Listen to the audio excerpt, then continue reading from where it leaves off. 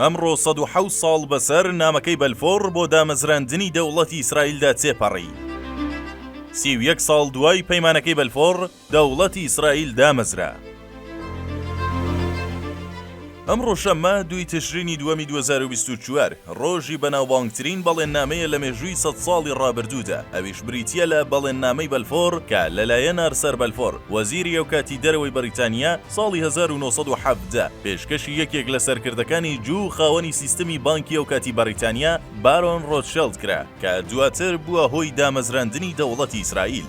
ئەم نامەیە کە ئێستا بە پەیماننامەی بەلفۆر ناسراوە ڕوونترین دەربڕینی هاوسۆزی بەریتانیا بوو بۆ هەوڵەکانی بزوتنەوەی زایۆنیستی بۆ دامەزراندنی نیشتمانێک بۆ جوولەکەکان لە فەڵەستین کە تیایدا بەلفۆر داوای لە ڕۆتشیلد کرد کە ڕێبەرانی بزوتنەوەی زایۆنیستی لە هەڵوێستی حکوومەتی بەریتانیا لەسەر هەوڵەکانی بزوتنەوەکە ئاگادار بکاتەوە.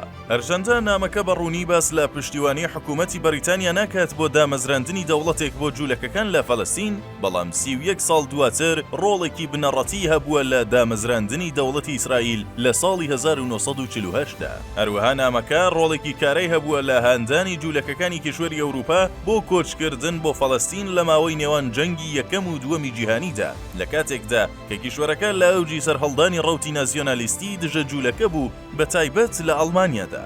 سەبارەت بە هۆکارانەی وای کرد بەریتانیا ئەم بەڵێننامەیە دەربکات زیاد لە ڕوونکردنەوەیەک هەیە. گرنگترینیانەوەیە کە بەریتانیا ویستوویەتی لە کاتی جەنگی یەکەمی جیهانیدا پشتیوانی کۆمەڵگەی جوولەکە لە ئەمریکا بەدەست بهێنێت، چونکە کۆمەڵگەی جوولەکەکان ئەو کات لە ئەمریکا فراوان بوو دەیانتوانی فشار لەسەر ئەمریکا دروست بکەن تا شانبەشانی بەریتانیا لە جەنگەکەدا بەشداری بکات. هەرچەندە پەیامەکە وشەی دەوڵەت لە خۆ ناگرێت، بەڵکو باس لە نیشتمانێک دەکات و جەخت لەسەر نەکردنی کارێک دەکاتەوە کە کاریگەری لەسەر مافە مەدەنی و ئاینیەکانی گروپەکانی دیکەی نیشتەجێی فەڵەستین نەبێت. بەڵام پەیامی بەلفۆر پڕبایەخترین بەڵێن بوو کە چەندین ساڵ پەیوەندی و دانوستانی لە نێوان سیاسەتمەدارانی بەریتانیا و سەرکردەکانی بزوتنەوەی زایۆنیستی لە بەریتانیا لێکەوتەوە. پرسی چارەنووسی خاکەکانی فەڵەستین ڕاستەوخۆ دوای چوونە ناو جەنگی یەکەمی جیهانی لەلایەن حکوومەتی بەریتانیا لە ژێر گفتوگۆدا بوو. یەکەمین دیدار لە نێوان چایم وایزمان سەرۆکی بزوتنەوەی زایۆنیستی و بەلفۆر لە ساڵی 1904 بەڕێوەچوو باس لە پرسی دامەزراندنی نیشتمانێکی نەتەوەیی بۆ جوولەکەکان لە فەڵەستین کرا. دەقی پەیماننامەکەی بەلفۆر بەم شێوەیە بوو. وەزارەتی دەرەوەی شانشینی یەکگرتوو 2 تشرینی دووەمی 1970 لۆرد ڕۆتشیلدی بەڕێز: خۆشحاڵم بە گەیاندنی ئەم بەیاننامەیەی خوارەوە کە هاوسۆزە لەگەڵ خواستەکانی جوولەکەکانی زایۆنی کە لەلایەن حکوومەتەوە پێشکەش کراوە و پەسەند کراوە بە ناوی حکوومەتی جەنابی پاشاوە.